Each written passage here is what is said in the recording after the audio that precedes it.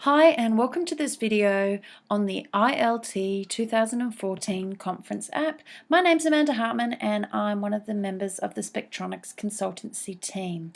Now, the topic for this one is all about attendees and contacts, and we're talking about those and how we can use them within the ILT Conference app. And I don't know if you're like me, but whenever I go to a conference, especially a big one like that, like ours on the Gold Coast, it's one of the coolest things is the networking opportunities. It's about meeting new people and seeing new ideas, but getting in touch with people around Australia and even now internationally and making contact with them so that you can stay in touch afterwards and they can become a part of your professional learning network, which is a really, really important and powerful thing that we all need. No matter where we live in Australia or around the world, we need to develop and support our professional learning network. We can learn a lot from each other and from the research and from what people are presenting and from the new technology. When we're talking about technology that changes so quickly, making sure that you're up to date and have people in the know is really good. So making contacts with people is going to be really important. Now, you could just exchange phone numbers over with a piece of paper written on a napkin at the conference dinner. Well, that's one way. Or you could do it within the conference app. So let's go and have a look at the conference app and see how we can check out the attendees and develop a contact network. Okay, so I'm already logged in as Lucky Amanda, and one of the first things we're just going to go and do firstly is we're going to look at my profile. So I just want to remind you something we talked about briefly in one of the previous videos is about how your information is saved within the app and how you might want to share your profile information. And the profile information that is available to share as well as your photo is things like your email address, your bio, your telephone numbers and your address, as well as any websites or Twitter accounts, Facebook accounts, LinkedIn accounts. If you want anybody to kind of share those, you can have those available for people to find you. So it's really good to try and fill in all of that if you want to share it with other people. So you can see by default I have set to profile, my profile to be private. That means that only I'm keeping all my profile information, my numbers and emails and contacts and stuff, I'm keeping that private, and it will only be visible to other people, other users within the app, if I approve a contact request from them. So let's have a look at how that actually looks within the app. So what I have clicked on in here is there's my schedule. I'm actually clicked on the Attendees tab from the left-hand pane, and now I can see the attendees. Now, these are the attendees that have actually downloaded the app and logged in to the IoT app. So these are not all of the attendees at the conference. These are just the people that have logged in and got downloaded the app and logged in. So if I want to make contact with some people, one of the things that I have to do to be able to contact people, and you might get asked this quite often, like the first time you go into it, is you have to say that you want to at least join the attendee list, so that if you're not going to join the attendee list, then you can't share, and you only have restricted content access. So I have to first of all join the attendee list. Okay, and I will do that now. So now I can view the attendee list, and let's just see whether, yep, there's Lucky Amanda. I have now appeared on the attendee list, so that's good. If I go back into my profile, I'm still private. It didn't make me public by joining the attendee list. It just means that I'm visible there. Okay, so I'm still a private contact. I can only share people. People will only get my information if they request it and I approve them. So what about someone like Charlene? When I click on hers, she's also a private user. So if I want to make contact with her and just get her contact information, I just have to push that contact request sent. And that's just waiting for approval. So now I'm just going to wait for her to say whether she'll be my friend or not. It's a bit like Facebook, isn't it? Who's going to approve my contact or not? Okay, so basically that's how you can go through. So you can go through the attendee list and you can find a few people that you might know. Let's click on Aaron. Now Aaron is also a private user, so I can send him a contact request as well. Hey Aaron.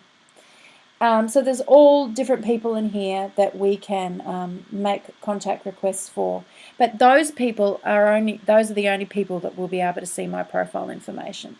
So let's see if we go through anywhere here, whether any of the people. Let's have a look at Gail. Now Gail is not a private user. Gail has made herself available to the public. Okay, so that means that her contact information of her email address and her websites are actually available for me to view, even though we haven't made a contact with each other. I haven't added her to my contact list yet.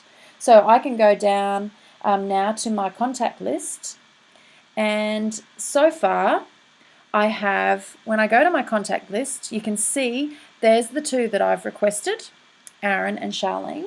Let's go back up to my attendee list and find Gail again, and I'll add her to my contact list. So because she's got her profile public, I'll be able to see her straight away. So we go down to my contacts now, and you can now see that Gail is automatically on my contact list and I can see her there. So it's really cool way, every time you add contacts, they're just going to be added into your contact book there. Now, there's something interesting has happened while we were waiting, is that because I'm a private person, if somebody wants to look at my stuff, they have to ask me. And so you can see that whilst we were talking, my contacts down over on the left there, I've got a little grey one there, and when I click on my contacts, up on the top here, where did it go? Sorry, up on the top there, I've now got respond to pending requests. And what's happened is that whilst we've been talking, Barbara has found Lucky Amanda on the conference app and thinks she sounds like a lucky kind of girl to get to know. And I want to exchange information with her, which means she wants to exchange contact information so that we can stay in touch during and after the conference. I can ignore her, which wouldn't be very nice. So what I'll say is I'll exchange information with her. So what I've done is we're now sharing information with each other. So now I can see her contact details and she'll be able to see mine. I have to wait for Aaron and Charlene to approve me before I can see all of their contact information. At the moment I can only see their name. But those people who either have public profiles like Gail, I can already see her information. Or like Barbara, who has sent and or accepted a contact request, I can see her information now. I'll also point out, of course, for each person, there's also the pencil there, which we've talked about. I can also make a pencil note. So just say I want to remind myself that Gail is from Tasmania and she likes Twitter. Then I can just make notes to help me remember who that person is. So later on, when I'm trying to think of what's that person that lives, which person was on my contact list that lives in Tasmania, I want to find her. Okay, I've changed my profile to public now, which just basically means that people will be able to see all of my contact information and to make requests with me. Now, just something, so that's completely up to you how you want to be, whether you want to have your profile look like that or you want people to request before they can see your information. It's completely up to you how you share, and that's why it's for you to decide. One thing that's actually really groovy here is in my contacts page here, up in the top the top right hand corner is an export button, which basically lets me export the details of the people here, export them into basically my address book or my contacts book within my iPad. So I can either click on particular ones or I can export them. So I just say confirm, and basically I exported them. So now let's see where they appear on my iPad.